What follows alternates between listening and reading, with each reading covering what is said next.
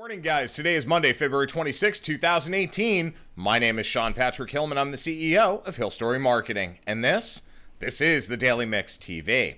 So we've all witnessed the horrific events that unfolded in Parkland, Florida, and we've all witnessed this incredible community band together to make a difference in our country because of those tragic events.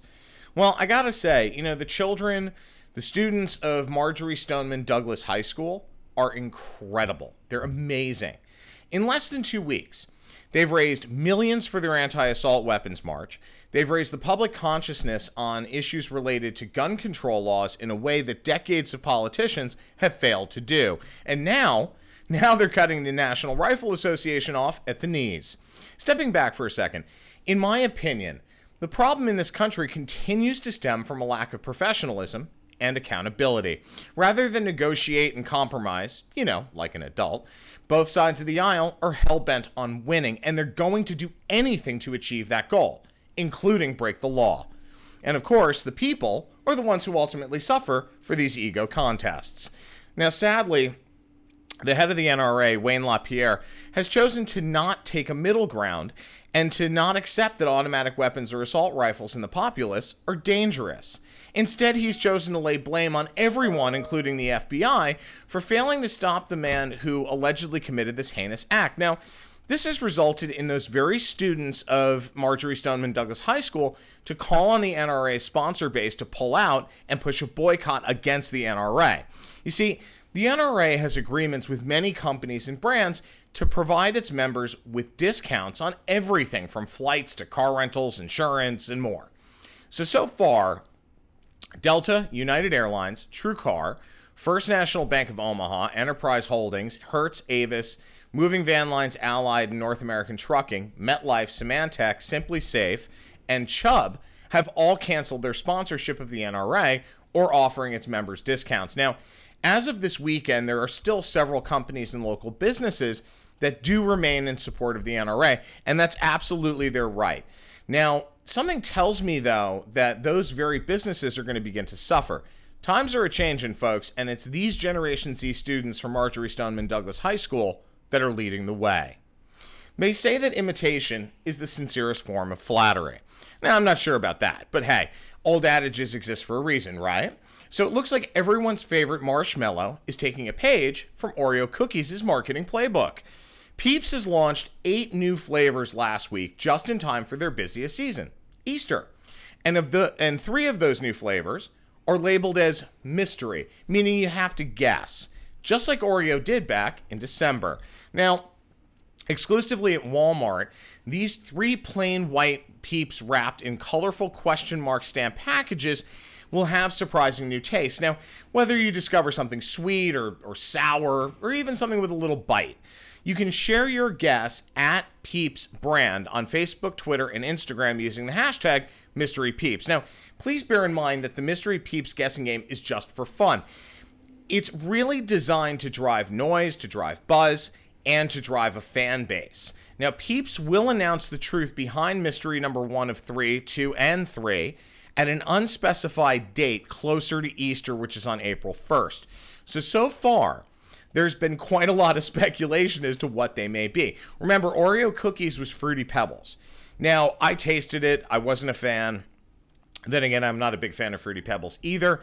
But some of these guesses are ranging from like root beer to bubble gum to, believe it or not, Tide Pods. Yeah, I know. Don't go there. So the first 3 are mystery flavors. The additional 5 are sour cherry, and if you love breakfast, pancakes and syrup. And then there are 3 new flavors under an entire new product category, which are called Peeps Filled Delights. They're Peeps that are filled with sweet and creamy filling. So these new offerings include Peeps Delight Lemon Sherbet, Orange Sherbet, and Neapolitan, which comes with chocolate and strawberry filling. I love programming like this, and I know we've talked about flavor extensions ad nauseum, but the reality is it's that time of year. So you've got basically 3 periods where you've got serious flavor pushes. Usually at the first quarter, so the top of the year, you're looking at Jan, Feb, certainly around April 1st. that's when a lot of companies' new fiscals start. So in the development cycle, the way this works is you develop your flavor profiles out for the next year in the prior fiscal. You release those new flavors at the top of the new fiscal. So look for April, like the first few weeks in April, first week in May, for liquor brands, certainly other beverage brands and snack brands, to release more new flavor extensions, but not necessarily under the limited banner, or in this case, what Peeps is doing in terms of seasonality.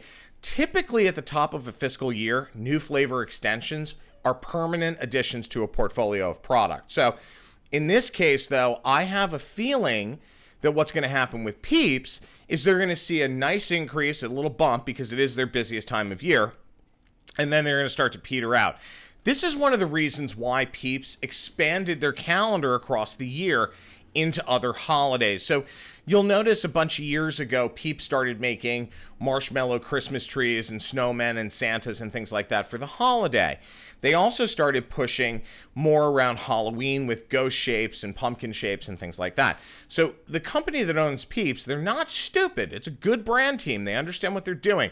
My point in all of this is, again, the more flavor extensions you launch, regardless of whether they're limited or becoming part of your core portfolio, you're taking away from the core original flavor line, which can add into new stocking fees and shelving fees. So just be careful of that, guys, when you get into this kind of thing.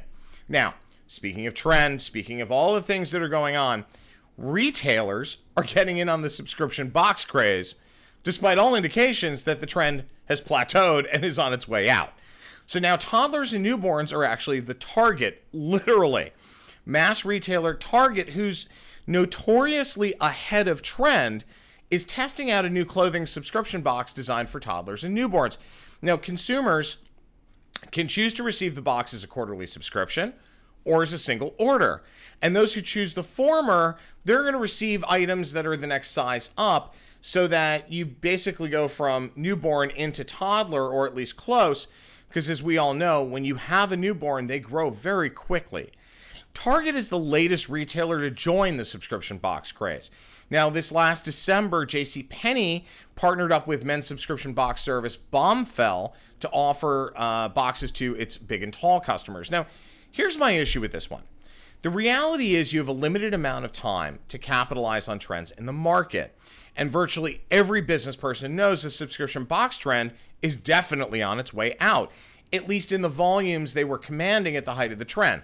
So it's unusual to see Target do an also ran or a me too like this, because typically they're the ones who set trend, not follow it.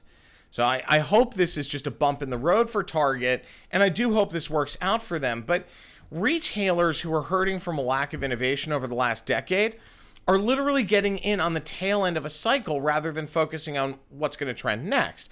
This is a big mistake.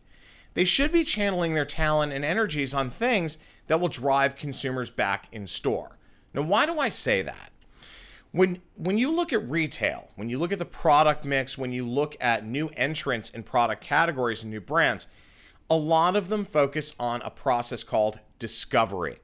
Discovery is when a consumer walks in your store and learns or experiences a new product, a new flavor, a new extension, any of those kinds of things. But when you look at e-commerce, it takes a lot away from that. Now, of course, e-com is a focal point of their businesses, and rightly so. But one of the many reasons why brands buy into store marketing programs is because of discovery. And believe it or not, retailers make a lot of money on those marketing programs. So when you take people out of the store and focus on those paths, you lose that sense of discovery. And the problem inherent to that is brands will start to pull back on their marketing budgets for in-store, which means that those retailers are going to continue to suffer. Now, when you look at omni-channel as a path for a retailer, so, whether you go in-store and order in-store to be delivered to your home, or you order through e-commerce to be delivered to the store, it's a mix of multiple channels. That's why it's called omni-channel. Here's my problem with this. Discovery is so essential to the growth of a retail operation because it's what increases your revenue per receipt. The issue at hand here is E-commerce, and there's tons of research to show this, e-commerce does not lend the same kind of discovery pattern that happens in store. So this is a dangerous precedent to set, especially for a company like Target. I'm still surprised by that. JCPenney, not so much. JCPenney, has made a lot of mistakes over the last decade, like all of us have. But at the end of the day, them partnering up with a men's subscription box service, that I get. Target, as we said, I think it was last week or the week before, has gotten a little more into bridal and baby when in terms of their channel lineup and their programming. So this aligns with the baby side of that push. But for a subscription box push, just seems a little off to me. We'll keep an eye on this one and report back on the results next quarter. My name is Sean Patrick Hillman. I'm the CEO of Hill Story Marketing. I'm also the editor-in-chief of the Daily Mix TV. We'll see you guys tomorrow. Thank you for watching.